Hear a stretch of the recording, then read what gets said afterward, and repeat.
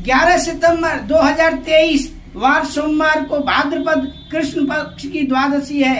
द्वादशी को हम यहाँ क्या बोलते हैं? वत्सवारस या वत्स द्वादशी बोलते हैं। भाद्रपद की कृष्ण पक्ष की द्वादशी वत्सवारस के रूप में मनाई जाती है।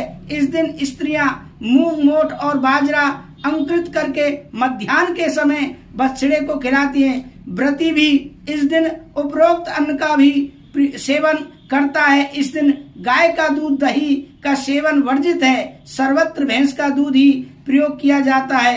वत्स द्वादशी की कथा क्या है मैं आपको सुना रहा हूँ, ध्यान पूर्वक सुने।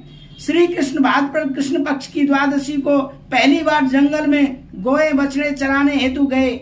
माता यशोदा ने कृष्ण को पूरी तरह सजाकर गोए चराने के लिए भेजा था। पूजा पाठ के बाद गोपाल ने बछड़े खोल दिए। यशोदा ने बलराम से कहा, बछड़ों को चराने दूर मत जाना, श्री कृष्ण को अकेले मत छोड़ना। गोपाल द्वारा गोवत्सचारण की इस पुण्य तिथि को पर्व के रूप में मनाया जाता है। औरंग द्वादश क्या है? जन्माष्टमी के 4 दिन बाद या भाद्रपद के कृष्ण पक्ष की द्वादशी को औघ द्वादश मनाई जाती है। सुबह लकड़ी के पटरे पर भीगी मिट्टी से 7 गाय, 7 बछड़े, 1 तालाब, 7 ढक्कन वाले भगोने से बना लेते हैं। पूजा के लिए थाली में चने, मोठ, भीगे हुए खीरा, केला, हल्दी, दूब, हरी घास, चीनी, दही,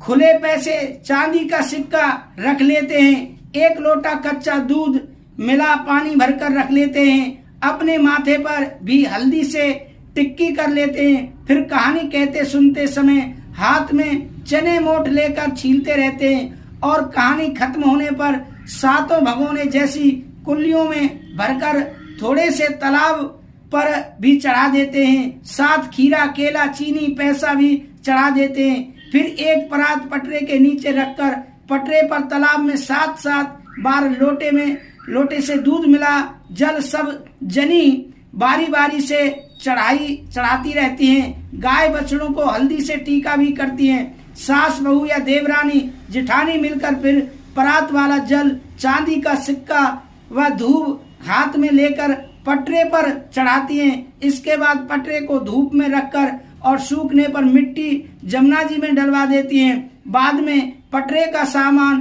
काम वाली को देते हैं। परात के जल को सब जनी मिलकर सूरज को देती हैं। फिर सीधे हाथ पर 2.5 छिले हुए चने, मोठ, दूब, दही, चीनी रखकर उल्टे हाथ वाला खा लेते हैं। सीधी हाथ वाला अपने पीछे फेंक देते हैं। फिर थाली में चने, मोठ, रुपए, बेसन के लड्डू, फल खाकर पानी से मीस कर वायना निकाल कर देते हैं।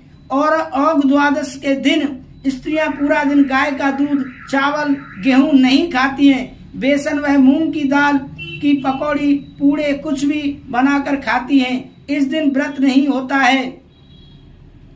उद्यापन कैसे करें? जिस घर में इसी वर्ष लड़का उत्पन्न हो या लड़के की शादी हो, उस वर्ष पटरे पर 14 गाय, 14 बछड़े, 7 कुल्लियां बनाती हैं और एक बड़ी थाली या अखबार पर चने, मोठ, 1 खीरा, 1 बेसन का लड्डू, 5 या 11 रुपए, 14 जगह ढेरिया बनाते हैं। उन पर साड़ी, ब्लाउज, पैरों पढ़ाई के रुपए, मिठाई, फल रखकर बायना मीस कर सास को पैर छू कर देते हैं। सब घरों में भी 1-1 डेरी भिजवा देते हैं। उद्यापन वाले दिन वर्ष 1 तो प्रतिवर्ष की तरह सामान्य वायना, दूसरा साड़ी, ब्लाउज, पैर पढ़ाई वाले रुपए, चने, मोठ, खीरा, लड्डू, मिठाई उद्यापन वाला वायना निकालते हैं। औघ द्वादश की कथा क्या है? एक राजा के 7 बेटे, 1 पोता था। एक दिन रानी ने अपनी बहू से कहा कि धान धाड़ने को संभाल कर रखना। धान धाड़ने की उनकी गाय के बछड़े का नाम था। सास के समझाने के बाद भी बहू से बछड़ा विनश गया और राजा के सब कुएं तालाब सूख गए। तब रानी ने बहू को पीहर भेज दिया और उसका बेटा अपने ही पास रख लिया। 1 साल तक उनके तालाब और कुओं में पानी नहीं आया। तब राजा ने पंडितों को बुलाकर पूछा कि इनमें पानी किस प्रकार आएगा? तो पंडित जी बोले कि बड़े बेटे या इकलौते पोते की बलि देने से पानी आ जाएगा। जब राजा ने अपने इकलौते पोते की बलि दे दी, बलि देते ही कुएं तालाब पानी से भर गए। रानी ने बहू को भी पीहर से वापस बुला लिया। उसके बाद और द्वादश आई तो सब बोले कि अपने तालाब पर ही धोख मारने चलेंगे और सबने मिलकर खूब गाजे बाजे के साथ तालाब पर और द्वादश की पूजा की। पूजा के बाद बहू ने रानी से कहा कि अब तो अपने पोते को भी बुला लो। तब रानी ने कहा कि वह बाहर खेल रहा है, तुम्हें उसे आवाज लगा कर बुला लो। बहू के आवाज लगाने पर राजा के द्वारा बलि दिया हुआ पोता तालाब में से बाहर आ गया।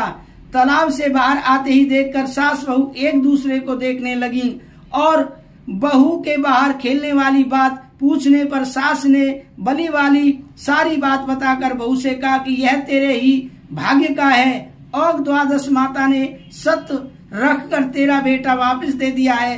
अपना पोता वापस पाकर राजा ने सारे नगर में ढिंढोरा पिटवा दिया कि सब बेटों की माँ को और द्वादश करनी चाहिए। बेटे होने का, बेटे के ब्याह का उद्यापन करना है तो और द्वादश माता जैसा फल पीछे बहू को दिया वैसा फल सब किसी को मिले, कहने वाले को, सुनने वाले को, हुंकारा भरने वाले को, सारे परिवार को मिले। इस कहानी के बाद बिंदादायक बाबा की कहानी भी कह सुननी होती है। बिंदादायक जी की कहानी क्या है? बिंदादायक बाबा की कहानी क्या है? ध्यान पूर्वक सुने। विष्णु भगवान लक्ष्मी जी के विवाह करने जा रहे थे। उन्होंने सारी सभा इकट्ठी करी और सारे देवताओं को बुलवाया। तो देवता लोग बोले कि हम तो चल पड़ेंगे लेकिन गणेश जी को हाथ नहीं ले जाएंगे, क्योंकि इसे तो एक मन मूंग, सवा मन चावल, खूब सारा घी नाश्ता करने के लिए चाहिए और खाने के लिए फिर बुलाओ। इसको तो सूंड भी है और लंबे लंबे कान, ऊंचा माथा है। इनको साथ ले जाकर क्या करेंगे? इसको देखकर कुंदनपुर की नारियां देखकर शर्माएंगी। इसको तो घर की रखवाली करने के लिए छोड़ जाओ। सब भगवान की बारात में चले गए। इतने में नारद जी आए और गणेश जी से बोले, तुम्हारा तो बहुत अपमान किया है, क्योंकि तुम्हें घर की रखवाली के लिए छोड़ गए हैं। तुम्हें ले जाने से बारात बुरी लगती है, इसीलिए तुम्हें नहीं ले गए। गणेश जी बोले, अब क्या करें? तब नारद जी बोले, धरती थोती कर दो। इससे भगवान के रथ का पहिया धरती में फंस गया। सबने निकालने की कोशिश की परंतु पहिया नहीं निकला। उनमें से कोई बढ़ई को बुलाकर लाया। बढ़ई ने हाथ लगाते ही कहा, जय बिंदादायक जी, जय गणेश जी। कोई बोला, तूने बिंदादायक जी को क्यों याद किया? तब वह बोला कि बिंदादायक जी को याद किए बिना कोई भी कार्य नहीं होता है।